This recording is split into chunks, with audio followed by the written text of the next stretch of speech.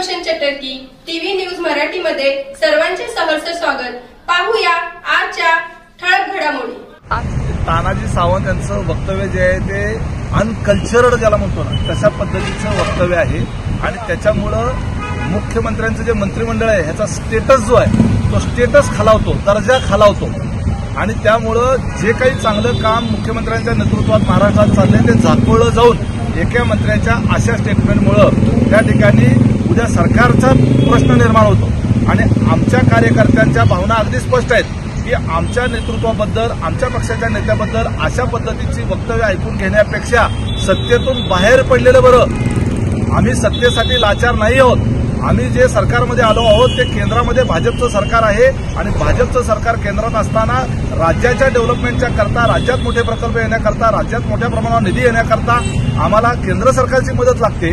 केंद्राच्या सुसंगत सरकार असेल तर राज्यातली डेव्हलपमेंट चांगल्या पद्धतीने करता येते, जनतेच्या प्रश्नाला न्याय देता येतो। ह्या एकमेव भूमिकेतून आमची विचारधारा कायम ठेवून आम्ही या ठिकाणी महायुतीमध्ये आलेलो आहोत, एनडीएमध्ये आलेलो आहोत। हे तानाजी सावंत सारख्यांची बोलणी खायला आम्ही आलेलो नाही आहोत। तानाजी सावंत यांच्याकडे भरपूर पैसे असतील, पैसे असले म्हणजे माणूस कल्चर्ड होतो असं नाही, पैसे असले म्हणजे माणूस सुसंस्कृत असतो असं नाही। यांच्याकडे मोठ्या प्रमाणावर पैसे असल्यामुळे त्याचा हा माज आहे, गुर्मी आहे आणि त्याच्यातून त्यांची अशी ही वक्तव्य येतात आणि आम्हाला तसला ऐकून घेण्यामध्ये अजिबात इंटरेस्ट नाही।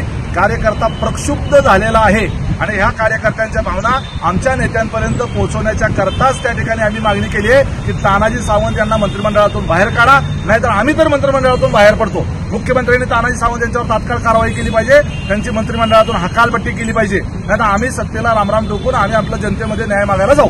पण एक विषय असा आहे, एकीकडे कार्यकर्त्यांच्या भावना अतिशय आक्रमक आहेत, पण मंत्रिमंडळामध्ये जिथं आता तुम्ही मंत्रिमंडळाचा उल्लेख केला त्यात मंत्रिमंडळाच्या बैठकीत राष्ट्रवादीचे सुद्धा मंत्री जे एकत्र बसतात।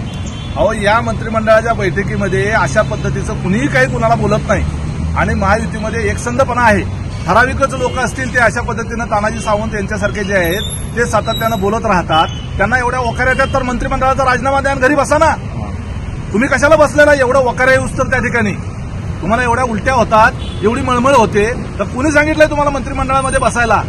बाकीच्यांना तर कोणाला काही त्रास नाहीये, बाकीच्यांना कोणाला काही अडचण नाहीये, मग तुम्ही राजीनामा द्या आणि बाहेर बसा ना। कार्यकर्ता म्हणून राहा, आमदार म्हणून राहा। कुणी तुम्हाला काय आवर्जून त्या ठिकाणी महायुतीमध्ये अशा पद्धतीनं वातावरण बिघडवण्याचा धंदा करायचा काय तुम्ही विडा उचललाय का?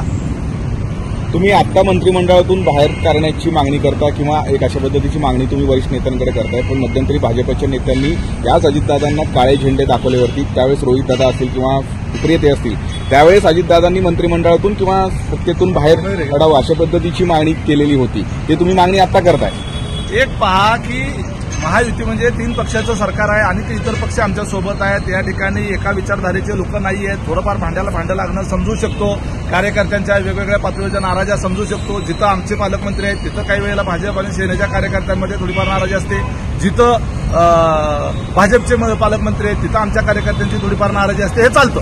त्यामुळे त्या ठिकाणी ते त्यांच्या भावना व्यक्त करतात। त्या ठिकाणी लोकशाही मार्गानं, सुसंस्कृत मार्गानं त्या ठिकाणी आपल्या भावना व्यक्त करायला अडचण असायचं काही कारण नाही। परंतु आम्हाला यांच्यासोबत गेल्यामुळं बाहेर आल्यावर आम्हाला उलट्या होतात अशा पद्धतीचं वक्तव्य जे आहे ते अत्यंत घाणेरडं वक्तव्य आहे। राजकारणातल्या, सार्वजनिक जीवनातल्या माणसांना न शोभणारं वक्तव्य आहे। याच्यामुळं राजकारणातल्या लोकांची किळस सर्वसामान्य माणसाला वाटायला लागेल की असं बोलणारी जी माणसं आहेत यांच्या हातामध्ये राज्याची सूत्र आहेत, हे जनतेला त्या ठिकाणी आवडत नसतं। त्यामुळे अशा लोकांच्या बरोबर आम्ही राहिलं तर आमच्याकडे तसंच पाहतील, हे सत्तेला लाचार झालेले लोक आहेत असं आम्हाला लोक म्हणतील। आम्ही सत्तेसाठी अजिबात लाचार नाही आहोत। पवार कुटुंब असेल किंवा अजितदादा असतील एवढे हलके नाही आहेत की तानाजी सावंत सारख्यांचं असं वक्तव्य ऐकून घ्यायला। Okay, thank you.